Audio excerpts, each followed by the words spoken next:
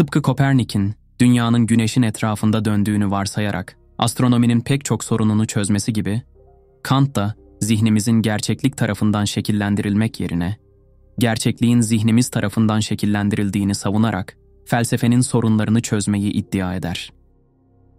18. yüzyıl Almanya'sında Königsberg'deyiz. Filozof Immanuel Kant, şehrin etrafında yaptığı düzenli akşam yürüyüşlerinden birinden dönmüş, zihni derin bir huzursuzluk içinde. O sabah, David Hume'un 1748 tarihli eseri, İnsanın Anlama Yetisi üzerine bir soruşturma kitabını bitirmişti. Ve entelektüel dünyası adeta yerle bir olmuştu.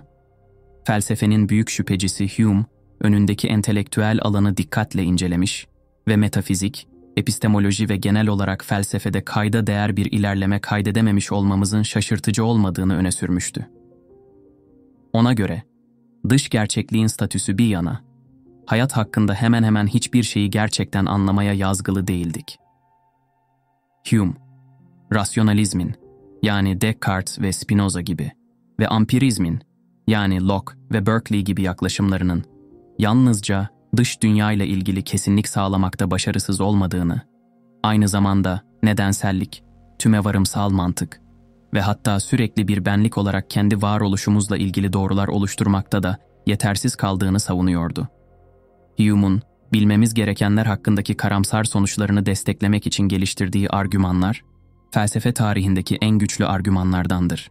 Temelde Hume, her şeyin sorgulanabilir olduğunu ve kesin bir kanıtın matematik dışında insan hayatında hiçbir rol oynamadığını gösteriyor. Hume, akıl yürütmelerimizin büyük bir kısmının geçersiz olduğunu ve neredeyse hiçbir şeyi bilmediğimizi savunuyor. Düşüncelerimiz, mantık yoluyla değil, fikirlerin bağlantısı yoluyla bir araya gelirken, davranışlarımız gerçeklik üzerine derin bir anlayıştan değil, alışkanlık ve geleneklerden yön bulmaktadır. Hume'u okuyan Kant, hayrete düşmüştü. Bu tür titiz argümanlar, insanın durumuyla ilgili kesin bilgi kurma yeteneğimizin tüm güvenini sarsıyordu. Ancak bu duruma kolay bir yanıt yoktu. Acaba Hume haklı mıydı? İnsan teorileri nihayetinde temelsiz ve yalnızca kanıta dayalı inanışlar mıydı? Kant, kendini dogmatik uykudan uyanmış hissetmiş ve Hume'un insan bilgi sınırları üzerine sorduğu sorulara cevap vermenin en önemli entelektüel görev olduğuna karar vermişti. Ancak nereden başlamalıydı? Kant, hem rasyonalizm hem de ampirizmin bilgi modeli olarak eleştirisini kabul etmişti. O halde başka bir şey olmalıydı. Kant, uzun tartışmalar sonucu yeni bir model sunar. Ona göre bu, aşkın idealizmdi. Bilgi için yeni bir model rasyonalizm, aklı kullanarak başlangıç ilkelerinden gerçekleri çıkarmaya odaklanırken, ampirizm ise dünyaya dair deneyimlerimizden bilgi çıkarmaya çalışır. Aşkın idealizm ise esasen dünyaya dair deneyimimizin mümkün olmasını sağlayan koşulları analiz ederek bilgiyi oluşturmaya çalışır. Herhangi bir şeyi deneyimlememizi mümkün kılan ön koşulları araştırır. Başka bir deyişle, Kant bizi burada bir adım geri atmaya çağırıyor. Dünyaya dair deneyimimizi hafife almayalım, diyor. Bunun yerine şunu soralım. Deneyimlerimizi mümkün kılan nedir? Neden deneyimler yaşıyoruz? Ne tür deneyimler yaşayabiliriz? Ne tür deneyimler yaşayamayız? Kant, deneyimin metafiziğini bu şekilde araştırarak belki de bilginin temellerini daha da güvence altına alabileceğimizi düşünüyor.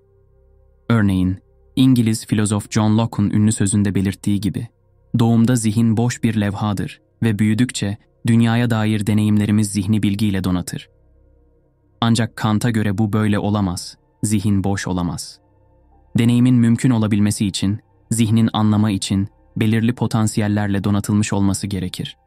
Kant, 1781 tarihli Saf Aklın Eleştirisi adlı destanında, dünyaya ilişkin deneyimimizin tamamen duyusal aygıtlarımızın ve sinir sistemlerimizin doğası tarafından belirlendiğini açıklar. Eğer gözlerimiz veya beyinlerimiz farklı olsaydı, örneğin bir yarasa veya Yunus'unki gibi, deneyimlediğimiz dünya da farklı olurdu. Şöyle yazar: nesnelerin kendi başlarına ve duyularımızın alıcılığından ayrı olarak ne olabilecekleri bizim için tamamen bilinmezliğini korumaktadır. Onları algılama biçimimizden başka hiçbir şey bilmiyoruz. Bu biçim bize özgüdür ve her varlık tarafından paylaşılması gerekmez. Bu derin anlayışın önemi hafife alınmamalıdır. Bu, etrafımızdaki dünyanın gerçekliğin değil, o gerçekliği yorumlamak için kullandığımız belirli, sınırlı aygıtımızın bir yansıması olduğu anlamına gelir. Kant'ın bu düşüncesini Locke aslında bu çalışmaya renk analiziyle başlamıştır. Locke, rengin aslında gerçekliğin bir özelliği olmadığını, bizim gerçeklikle etkileşimimizle şekillenen bir nitelik olduğunu göstermiştir. Kant, bu çalışmayı şaşırtıcı bir sonuca ulaştırarak, sadece renk veya diğer duysal deneyimler değil, zaman ve mekanın da gerçekliğin özellikleri olmadığını, gerçekliği deneyimleme biçimimizin bir parçası olduğunu savunur.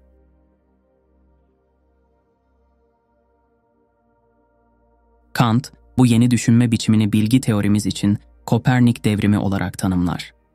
16. yüzyıl gökbilimci Nikolaus Kopernikus'un Güneşin etrafında dönen dünyanın teorisini ortaya koyarak astronomiyi kökten değiştirdiği gibi, Kant da bilgi teorimizi kökünden değiştirerek aklın gerçekliğe uyum sağlamadığını, aksine gerçekliğin akla uyum sağladığını savunur. Başka bir deyişle, biz gerçeklikle başlamıyoruz. Beynimizin potansiyel deneyimleri göz önüne alarak başlıyoruz. Kognitif sistemlerimiz, dışarıda olanı, bizim deneyimleyebileceğimiz şekilde yapılandırır. Kant, böylece bilgiyi arayan bireyi metafizik resmin merkezine yerleştirir. Biz, nihai gerçeklik değil, duyusal ve bilişsel sistemlerimiz tarafından oluşturulmuş bir dünyayı deneyimliyoruz. Kant'a göre, tüm deneyimlerimiz zaman ve mekanda gerçekleşir ve nedensellik gibi doğal yasalarla yönetilir. Ancak hatamız, bu yapıları bağımsız, içsel gerçeklik unsurları olarak varsaymaktır. Gerçek şu ki, bu temel unsurların deneyim dışında bağımsız varlığını savunamayız. Kant'ın Kopernik devrimini ciddiye alırsak, algılayıcının deneyim alanının merkezine yerleştirilmesi gerektiğini kabul etmeliyiz. Bu nedenle zaman, mekan ve nedensellik gibi temel unsurların deneyimden bağımsız olmadığını kabul etmek zorundayız. Aksine, bunlar, bilişimizin yapılandırıldığı yolların birer parçasıdır. Gerçekliğin değil, deneyimin inşa ettiği unsurlardır. Kant, günlük deneyimlerimizde karşılaştığımız ve fenomenal dünya olarak adlandırdığı ve gerçekliğin kendisi olarak adlandırdığı noumenal dünya arasında iki ayrı alan sunar. Kant, fenomenal dünyayı, yani doğal bilimlerin araştırdığı günlük deneyim dünyamızı, zaman, mekan, madde ve nedensellik dünyasını keşfedip analiz edebilmemize rağmen, noumenal gerçekliğe doğrudan erişim sağlayamayacağımızı belirtir. Çünkü sonsuza kadar, duyusal ve bilişsel aparatımız tarafından belirlenen bir şekilde deneyimleme kaderindeyiz. Bu nedenle, Kant'a göre, biz sürekli olarak fenomenal dünyada yaşıyoruz, kolektif olası deneyimler dünyasında. Ve kolektif olası deneyimler, gerçeklik değildir. Bu duruma bakarak, bu iyi ve hoş ama elbette bizim olası deneyimler dünyamız, gerçekle özde bir şekilde örtüşmelidir, diyebiliriz. Örneğin, elimde tuttuğum elma, belki de benim elmayı deneyimlememdir ama şüphesiz ki, elmanın benden bağımsız olarak nasıl var olduğunu, özdeki halini göstermelidir. Fakat Kant'a göre öyle değil. Gerçeklik özde, kaçınılmaz bir şekilde deneyimlediğimiz dünyadan farklıdır. Bu fark, geçirdiği zamana rağmen etkileyici bir şekilde Brian Magee tarafından 1999 yılında yayınlanan Confessions of a Philosopher adlı kitabında Kant üzerine yaptığı yorumda ortaya koyulmuştur. Beynimin içinde Empire State binası değil, bir dizi görsel veri var ve ben bunu Empire State binası olarak yorumluyorum. Aynı şey dokunsal veriler için de geçerli. Fiziksel bir objeyi hissetmek ya da daha da fazlası, ona çarpmak, özellikle şey gibi bir his içerir ve bizi bağımsız olarak var olan bir dünya ile doğrudan temas halinde olduğumuza inanma tuzağına düşürebilir. Ama tabii ki bu çarpma hissi, görsel veriler kadar beynin içinde yaşanır. Dış dünyaya dair tüm deneyimimiz bu karakterdedir. Doğrudan ve anlık farkındalık, bizim beynimizdedir ve farkındalık materyali haline gelmesi için mutlaka beynimize bağımlı bir biçimde şekil alır. Gerçekten de deneyimlediğimiz dünya, olası biçimlerde şekillendirilir. Bunlar zaman ve mekanda gerçekleşir, nedensellik yasalarına bağlıdır. Renkler, tatlar, kokular, sesler gibi duyusal unsurlarla ilişkilidir. Aygıtlarımız, duyularımız, sinir sistemlerimiz ve beynimiz, şeyleri sadece belirli biçimlerde algılayabilir. Deneyim mümkün olduğunda, bilişsel sistemlerimiz, bu deneyimlerin gerçekleşmesi için belirli yapılar sunar. Gerçeklik özde ise böyle sınırlarla kısıtlanmaz. Tüm bu sınırlayıcı deneyim için gerekli yapılar ortadan kalktığında geriye kalan şeydir. Magi şöyle devam ediyor. Eğer beyinlerden bağımsız olarak var olan bir gerçeklik varsa, ki neredeyse hepimiz böyle bir şeyin var olduğuna inanıyoruz. Bu gerçeklik beynimize bağımlı biçimlerde var olamaz. Çünkü bu, yalnızca bizim bu tür bilgilerle anlayabileceğimiz ya da oluşturabileceğimiz yegane yollar. Dolayısıyla nesnelerin bilgisi açısından en az iki alan olmalı. Biri beynimiz aracılığıyla aracılanan nesneler, diğeri ise tüm bu beyin ve vücut işlevlerinden bağımsız olarak gerçekten olan nesneler. Bu noktada şunu anlamalıyız. Bizlere sunulan dünya, fenomenal dünya, mutlaka bizim algılayışımızın doğasına bağlıdır, belirli zihinsel, zihin özgü formlar ve kategoriler içerisinde yer alır. Noumenal gerçeklik ise bizim algılama aracımıza bağımlı değildir. Aksine, noumenal gerçeklik bağımsız olarak var olur, zihinlerimizden uzak bir şekilde ve biz, bu zihinlerimize bağımlı deneyimlerimiz aracılığıyla asla bu gerçekliğin saf doğasını bilemeyiz. Magi'nin başka bir örneğiyle devam edersek, bir şelalenin fotoğrafı, şelale değildir, bir fotoğraftır. Ve şelaleyi anlatan bir yazı, şelale değildir, bir yazıdır. Ve şelalenin ses kaydı, şelale değildir, bir ses kaydıdır. Dolayısıyla bizim deneyimlediğimiz gerçeklik, gerçekten bir şey değil, sadece deneyimdir. Deneyimler ise gerçeğe asla tamamen benzemez, tıpkı bir fotoğrafın, fotoğraflanan şeyle asla özdeş olmaması gibi, ses kaydının da kaydedilen şeyle aynı olmaması gibi. Bu deneyimler, belirli bir aracılığı kullanarak ve bu aracılığın etkisi altında şekillenir. Bir başka deyişle, noumenal gerçeklik, bizim deneyimlediğimiz dünyadan tamamen farklıdır. Çünkü bilişsel sistemlerimizin dayattığı formlardan bağımsızdır.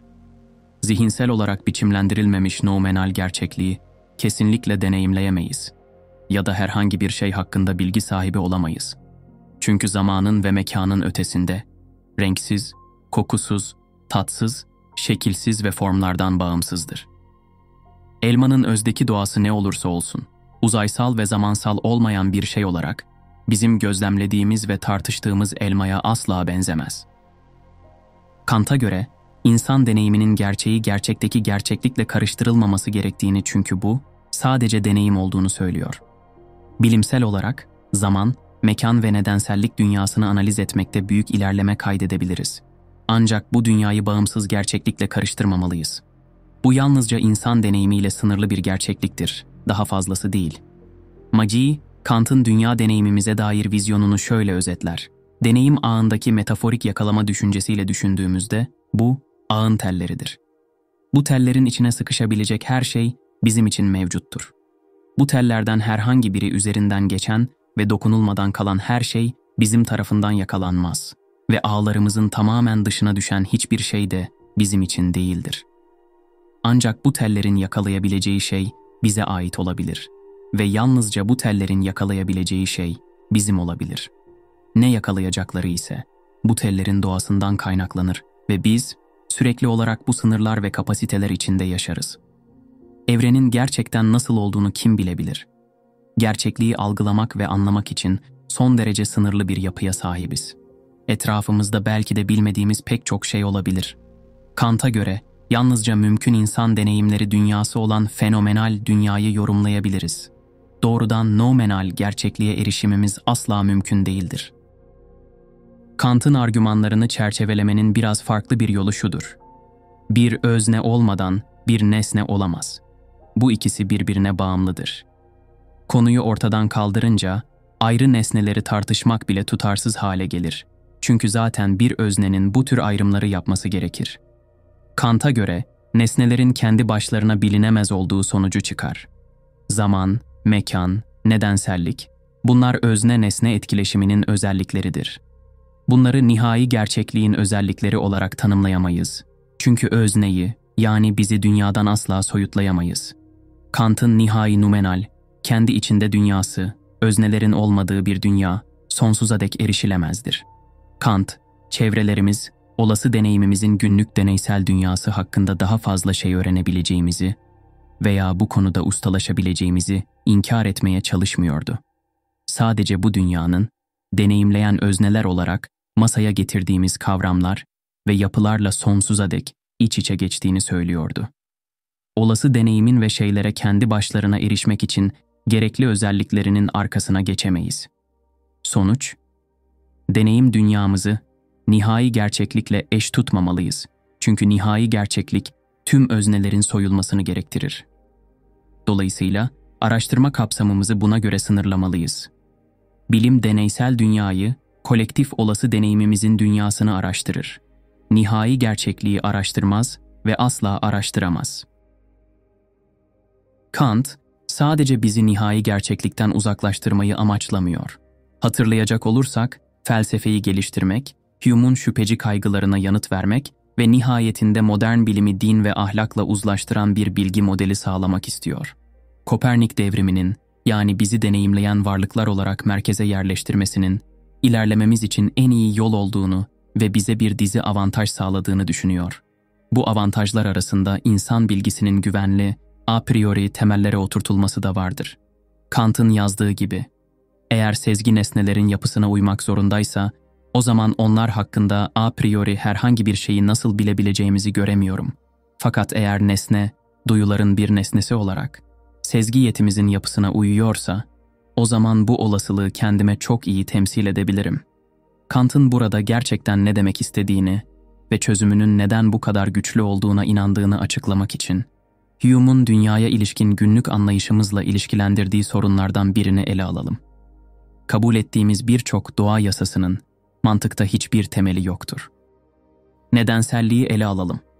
Diyelim ki, olay A ile olay B arasında nedenselliği nasıl kurarız? Hume, tipik olarak olay B'nin her zaman olay A'yı takip ettiğini gözlemlediğimizi ve sonra da A'nın B'ye neden olduğu sonucuna vardığımızı söyler. Ancak bu bir sıçramadır. Hume'un belirttiği gibi söyleyebileceğimiz tek şey, şimdiye kadarki gözlemlerimize dayanarak B'nin her zaman A'yı takip ettiğidir. Bu, mantıksal olarak B'nin gelecekte A'yı takip edeceğine inanmak veya A'nın B'ye neden olduğunu iddia etmek için bir neden değildir. Hume'un analizine göre, nedensellik kavramımızın tamamı mantıksal zorunlulukta değil, alışkanlık ve gelenekte temellenmektedir ve Hume bu tür şüpheci analizi yalnızca nedenselliğe değil, metafiziğin diğer birçok kutsal alanına da uygular. Hume'a göre, bilgimizin büyük bir kısmı mantıkta sıfır temele sahiptir. Aslında hiçbir şey bildiğimiz söylenemez. Kant'ın sistemi nedensellik gibi konularda Hume'la nasıl mücadele ediyor? Görünen o ki, oldukça da ustaca. Hume nedensellik yasasını dünyaya dayatmaya çalışırken ve başaramazken, Kant bu modeli baş aşağı çevirir. Bizim bunu deneyimleyebilmemiz için, der, dünya nedensellik yasasına uygun olmalıdır. Gerçekte, deneyimlediğimiz dünya, belirli temel yasalara ve yapılara uymalıdır. Bunlar arasında nedensellik de vardır. Çünkü insan zihni bunları bu yasalara göre inşa eder. Başka bir deyişle, onu deneyimlememiz için deneyimlediğimiz dünyanın belirli bir şekilde olması gerekir. Kant, nedenselliğin zorunlu bir yasa olduğunu söyler. Çünkü deneyim onsuz mümkün olmazdı. Belirli bir olayın nedeninin olmadığı bir dünyayı deneyimlememiz imkansız olurdu. Öyleyse, nedenselliğin Hume'un sisteminde mantıksal bir temeli yoktur. Ama Kant'ın sisteminde vardır. Zira Kant, yalnızca deneysel dünyanın bize neden öyle göründüğünü açıklamaya çalışmıyor. Gördüğümüz gibi o, deneyim için yeni bir metafizik kurmak istiyor ve bunu, ilk etapta dünyanın deneyimini mümkün kılmak için gereken zorunlu ön koşulları belirleyerek yapıyor. Kant, bu tür zorunlu ön koşulların zaman, mekan, nedensellik ve benzeri ön koşulların olduğunu söyler. Bu nedenle bunların deneysel dünyadaki varlığından şüphe edilemez. Kant'ın aşkın idealizminin avantajı budur.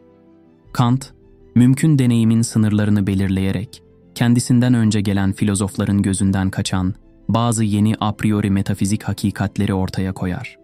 Elbette, zamanın, mekanın veya nedenselliğin varlığını nihai gerçekliğe genişletemememiz üzücüdür. Ancak Kant, bunun bilgiyi olası deneyimin a priori temellerine dayandırmanın kaçınılmaz bir sonucu olduğunu söyler. Bilme yetimizin a priori bu çıkarımından çok tuhaf bir sonuç ortaya çıkıyor. Yani bu yetiyle asla mümkün deneyimin sınırlarının ötesine geçemeyiz. Ve böyle bir biliş yalnızca görünüşlere ulaşır. Şeyi kendi başına gerçek bir şey olarak bırakır ama bizim tarafımızdan bilinmez. Kant'ın sistemi, olası insan deneyiminin sınırlarının ötesinde herhangi bir şey hakkında bilgi sahibi olmanın imkansız olduğunu ileri sürer. Fizik, kimya ve biyoloji bize yalnızca insanların deneyimleyebileceği dünya hakkında bilgi verir. Kendi başına gerçeklik hakkında söyleyecek hiçbir şeyleri yoktur. Ancak Kant, bilimin kapsamını bu şekilde sınırlamanın o kadar da kötü olmadığını, zira bu durumun dini inanca da alan açtığını düşünüyor.